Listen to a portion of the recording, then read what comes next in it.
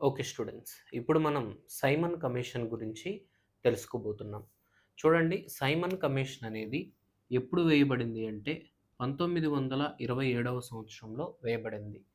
ఎప్పుడు ఇండియాకు వచ్చింది అంటే 1928లో ఇండియాలో అడుగుపెట్టింది. సైమన్ కమిషన్ తన రిపోర్ట్‌ని ఎప్పుడిచ్చింది అంటే 1930లో తన రిపోర్ట్‌నిచ్చింది. సైమన్ కమిషన్‌ను నియమించినటువంటి పార్టీ ఏది అంటే కన్జర్వేటివ్ పార్టీ సైమన్ కమిషన్‌ను నియమించడం జరిగింది. సైమన్ కమిషన్‌లో సభ్యులు ఎంతమంది అనంటే 1+6 7 మెంబర్స్ సైమన్ కమిషన్ సభ్యులు. సైమన్ కమిషన్ 7, మడ్డిమాన్ కమిషన్ ఎంతమంది అంటే 9 మంది. సైమన్ కమిషన్ అధ్యక్షుడి పేరు ఏంటి అంటే sir John Simon. Okay. Simon కమిషన్‌లో ప్రముఖ సభ్యుడు ఎవరు అని అడుగుతారు. అతని పేరు క్లెమెంట్ అట్లీ. మన భారతదేశానికి 1947లో స్వతంత్రం ఇచ్చినటువంటి ప్రధాని పేరు అట్లీ. ఆ అట్లీ ఈ టైంకి ఈ కమిషన్‌లో మన ఇండియాకొచ్చి వీధి వీధి తిరిగాడు. అతనికి కూడా తెలీదు భవిష్యత్తులో నేను ప్రధాని అవుతానేమోనని. ఈ కమిటీని నియమించిన పార్టీ కన్జర్వేటివ్ పార్టీ. ఈ కమిటీని వేసినటువంటి బ్రిటన్ ప్రధానమంత్రి పేరు ఏంటి అని అడుగుతారు. ఆ బ్రిటన్ ప్రధానమంత్రి పేరు స్టాన్లీ బాలాడ్విన్. స్టాన్లీ బాలాడ్విన్ అనేటటువంటి ప్రధానమంత్రి ఈ కమిషన్‌ని నియమించాడు. ఈ కమిషన్ నియమించేటప్పుడు భారత రాజ్య కార్యదర్శి ఎవరు అని అడుగుతారు. భారత రాజ్య కార్యదర్శి పేరు బిర్కెన్ హెడ్. ఈ కమిటీని నియమించేటప్పుడు భారత రాజ్య కార్యదర్శి. అసలు ఎందుకు దీన్ని సైమన్ కమిషన్‌ను నియమించారు అంటే point number 1 Swaraj party demand మేరకు. పాయింట్ నెంబర్ 2 మడ్డిమాన్ కమిషన్ స్థానంలో. పాయింట్ నెంబర్ 3 ఈ సైమన్ కమిషన్‌ను ఇండియాకి పంపడానికి గల ఫస్ట్ కారణం ఏంటి అంటే 1919 చట్టం యొక్క పనితీరును సమీక్షించడానికి. పాయింట్ నెంబర్ 2 ఏంటి అంటే భారతీయులకు రాజ్యాంగ రచన ఏ విధంగా చేయాలో అవగాహన తెచ్చుకోవడానికి. ఓకే. పాయింట్ నెంబర్ 3 భారతీయులకు ఇతర సమస్యలు ఏమైనా ఉంటే ఆ సమస్యలు తెలుసుకోవడానికి. ఈ 3 కారణాల కోసం 1919 చట్టం ఇండియాలో ఎలా వర్కౌట్ అవుతుంది పరిశీలించడానికి, రాజ్యాంగ రచన వీళ్ళకు ఎలా చెయ్యాలో అవగాహన తెచ్చుకోవడానికి, ఇంకేమైనా వీరికి రాష్ట్రాల్లో సమస్యలు ఉన్నాయా అని తెలుసుకోవడానికి ఈ సైమన్ కమిషన్ అనేది నియమించడం జరిగింది. అర్థమవుతుందా? సో, ఈ విధంగా సైమన్ కమిషన్ అనేది ఏర్పడింది. ఈ కమిషన్‌లో మొత్తం అందరూ కూడా 1+6 అందరూ కూడా తెల్లవారే కాబట్టి ఈ కమిషన్‌ను వైట్ కమిషన్ అని ఎవరు ప్రస్తావించారు అని అడుగుతారు. వైట్ కమిషన్ అని ప్రస్తావించినటువంటి వ్యక్తి గాంధీ. ఓకే. సో, ఈ విధంగా ఈ కమిషన్ యొక్క నిర్మాణం అనేది ఉంది. ఈ కమిషన్ 1927వ సంవత్సరం ఏ నెలలో వేయబడింది అంటే నవంబర్ నెలలో వేయబడింది. కానీ ఈ కమిషన్ ఇంకా ఇండియాకు రాకముందే ఇండియన్స్ ఇండియన్స్‌కు నాయకత్వం వహించే కాంగ్రెస్ పార్టీ ఈ కమిషన్‌ను బహిష్కరించింది. సో, కాంగ్రెస్ పార్టీ ఈ కమిషన్‌ను బహిష్కరించింది ఎక్కడ? ఎక్కడ మీటింగ్ పెట్టి ఈ సైమన్ కమిషన్‌ను బహిష్కరించింది అంటే 1927వ సంవత్సరం డిసెంబర్ నెలలో ఐఎన్‌సి అఖిల భారత సమావేశాన్ని మద్రాసులో నిర్వహించి, ఆ సమావేశ అధ్యక్షుడి పేరు ఎంఏ అన్సారీ అధ్యక్షతన ఐఎన్‌సి సమావేశం, ఆల్ ఇండియా సమావేశం డిసెంబర్‌లో జరిగిద్దే, దాన్ని మద్రాస్ ఐఎన్‌సి సమావేశంలో నిర్వహించి, అక్కడ సైమన్ కమిషన్‌ను బహిష్కరించాలి అనేటటువంటి నిర్ణయాన్ని తీసుకోవడం జరిగింది. కాబట్టి సైమన్ కమిషన్ ఇండియాకు రాకముందే దాన్ని బహిష్కరించాలని నిర్ణయం తీసుకున్న అఖిల భారత ఐఎన్‌సి సమావేశం ఎక్కడ? మద్రాస్. అధ్యక్షుడెవరు? ఎంఏ అన్సారీ. అర్థమవుతుందా? ఇది మీరు చూసుకోవాలి. వీళ్ళు ఎంత బహిష్కరిస్తామని బెదిరించినను నెక్స్ట్ ఇయర్ ఏంటి? 1928 ఫిబ్రవరి నెలలో సైమన్ కమిషన్ ఇండియాకు వచ్చేసింది. తిరగడానికి సిద్ధపడిపోయింది. కాబట్టి ఇండియాలో 1928 అంతా మోత అయిపోయింది. 1928వ సంవత్సరంలో సైమన్ కమిషన్‌కు వ్యతిరేకంగా పోరాటం చేసినటువంటి నాయకులెవరు అని అడుగుతారు. ఆ పోరాటం చేసిన నాయకులు మద్రాసులో టంగుటూరి ప్రకాశం పంతులు. 2 మన సైమన్ కమిషన్‌కు వ్యతిరేకంగా లాహోర్‌లో అంటే పంజాబ్‌లో పోరాటం చేసినటువంటి వ్యక్తి లాలా లజపత్ రాయ్. విజయవాడలో పోరాటం చేసినటువంటి వ్యక్తి అయ్యదేవర కాళేశ్వరరావు. అలాగే గుంటూరులో పోరాటం చేసినటువంటి వ్యక్తి నడింపల్లి నరసింహారావు. ఓకే. ఇలాంటి సంఘటనలు అనేవి జరిగినాయి. కాబట్టి ఇది సైమన్ గో బ్యాక్ మూవ్‌మెంట్ అనేది 1928లో స్టార్ట్ అయింది. సైమన్ కమిషన్ 1927లో వేయబడింది. Simon commission go back movement 1928లో ఎవరు నడిపారు అంటే ప్రధానంగా ఈ నలుగురు ఇండియాలో ఈ ఉద్యమాన్ని నడిపారు. అస్సలు సైమన్ గో బ్యాక్ అనేటటువంటి పదాన్ని క్రియేట్ చేసింది ఎవరు అని చూసినట్లయితే ఈ పదాన్ని క్రియేట్ చేసినటువంటి వ్యక్తి యూసఫ్ మెహ్రాలీ అనేటటువంటి వ్యక్తి సైమన్ గో బ్యాక్ అనే పదాన్ని క్రియేట్ చేశాడు. అర్థమవుతుందా? సో మనకు ఈ ఉద్యమం ఎలా జరిగింది అసలని చూసుకున్నట్లయితే ఈ ఉద్యమం మనం చూస్తే మద్రాసులో ఎలా జరిగిందో చూద్దాం.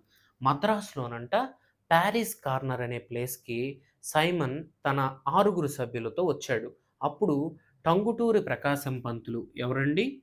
టంగుటూరి ప్రకాశం పంతులు ఆ ప్రాంతానికి వెళ్ళి ఈ ఉద్యమాన్ని చేస్తూ ఉంటే పోలీసులు పార్థసారథి అనే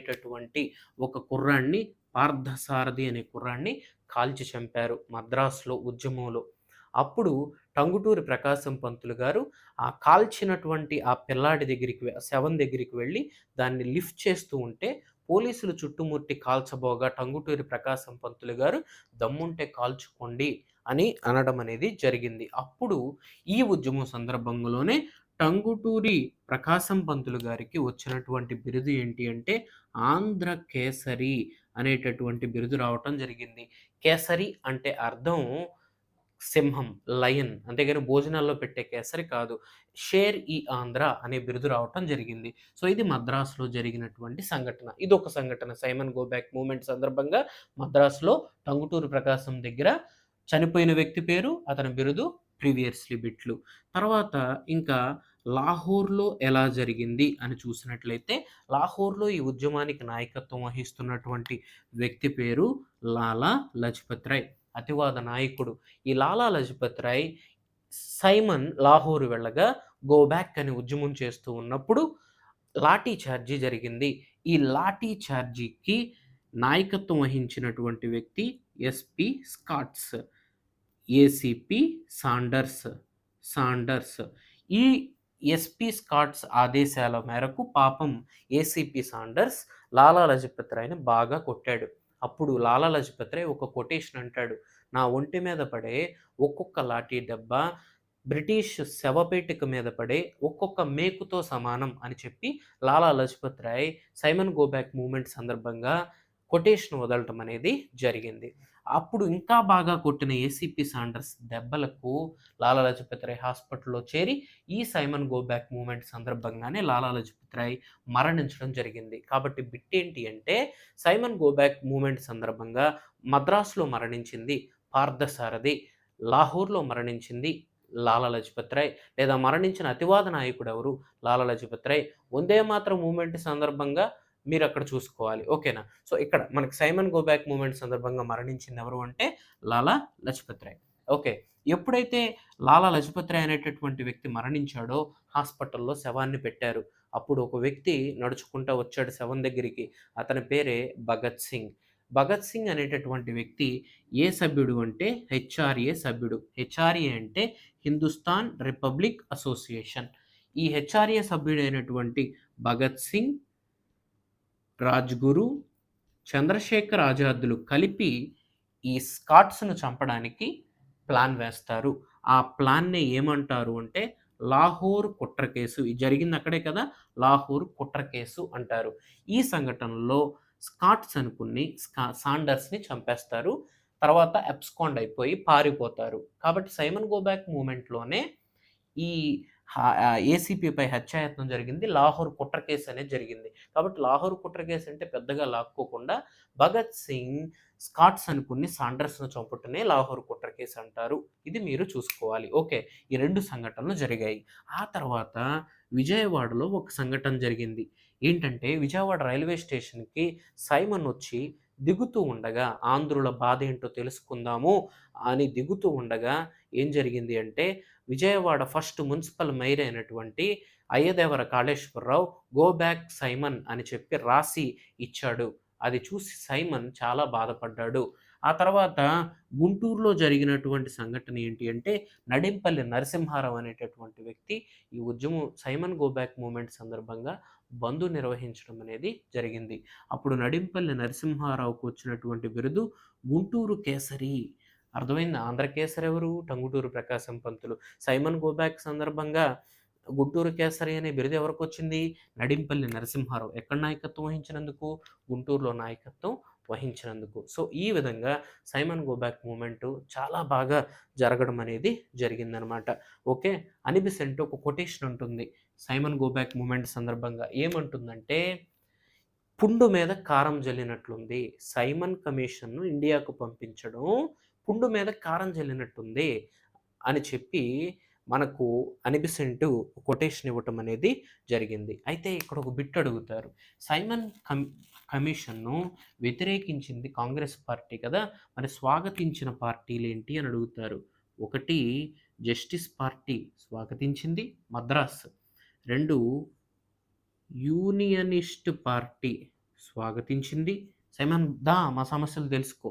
అదేవిధంగా అంబేద్కర్ గారు స్వాగతించారు. కాబట్టి స్వాగతించింది ఎవరు అనేది ఈ ముగ్గురు. అంటే వీళ్ళు మార్పును కోరుకోవటం అనేది జరిగిందనమాట. ఓకేనా? సో, ఈ విధంగా ఈ సైమన్ గో బ్యాక్ మూవ్‌మెంట్ అనేది జరిగింది. ఆ తర్వాత సైమన్ 1930లో 1928 నుంచి 30 వరకు 2 సంవత్సరాల పాటు కష్టపడి ఇండియా అంతా తిరిగి 30లో రిపోర్టును తీసుకొని వెళ్ళి బ్రిటన్ తీసుకొని వెళ్ళి ప్రధానమంత్రికి లేదా భారత రాజ్య కార్యదర్శికి ఈ రిపోర్ట్‌ని అందించారు. అందించిన తరువాత 1931 నుంచి 1932 వరకు ఈ సైమన్ కమిషన్ రిపోర్ట్‌ను ఆధారంగా చేసుకొని లండన్‌లో భారతీయుల సమస్యలను పరిష్కరించడానికి రౌండ్ టేబుల్ సమావేశాలు జరిగాయి.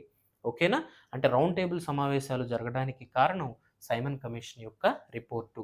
అలాగే ఈ సైమన్ కమిషన్ ఒరిస్సాకు వెళ్ళింది. ఆ ఒరిస్సాకు వెళ్ళి వాళ్ళ సమస్యలను తెలుసుకుంది.